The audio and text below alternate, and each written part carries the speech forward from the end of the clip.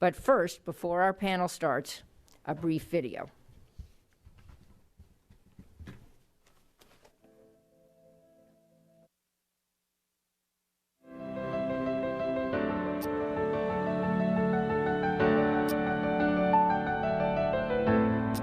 From this day forward, it's going to be only America first.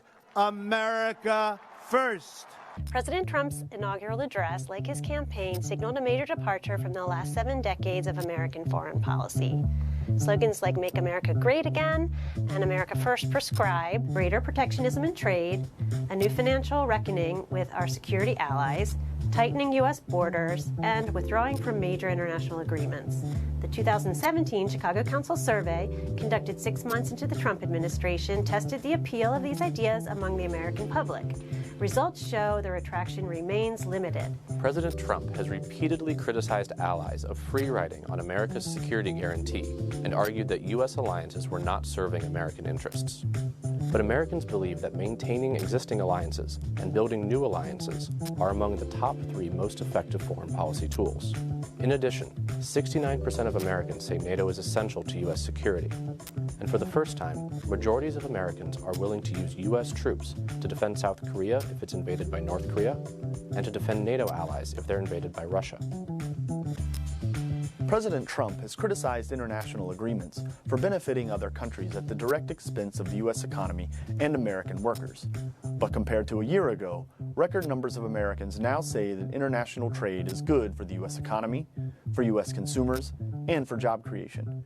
In fact, the perceived benefits of trade are up across all political party affiliations. President Trump has also blamed poor trade deals for the loss of American jobs, and on this, a majority of Americans agree. Nearly 6 in 10 say that manufacturing job losses are due to outsourcing. Yet more Americans say that the current administration's policies will harm rather than help U.S. workers. Immigration was a central issue during the 2016 campaign, and it remains a key pillar in Trump's America First platform. But just 37% of Americans characterize immigration as a critical threat, marking a new low in concern for this issue. There are, however, still large differences between Democrats and Republicans, with core Trump supporters the most likely of all to consider immigration a critical threat. As the perceived threat from immigration has gone down, support for illegal U.S. workers to become citizens has gone up. 65% of Americans support providing illegal immigrants a path to citizenship, an increase from 57% in 2016. Conducted just weeks after President Trump withdrew the U.S. from the Paris Climate Agreement, the 2017 survey results show that 6 in 10 Americans continue to favor U.S. participation in the agreement. Overall, 46% of Americans now consider climate change a critical threat. While not a majority, it marks an all-time high for the measure, but it's largely a partisan issue, with 69% of Democrats declaring climate change a critical threat, compared to just 16% of Republicans.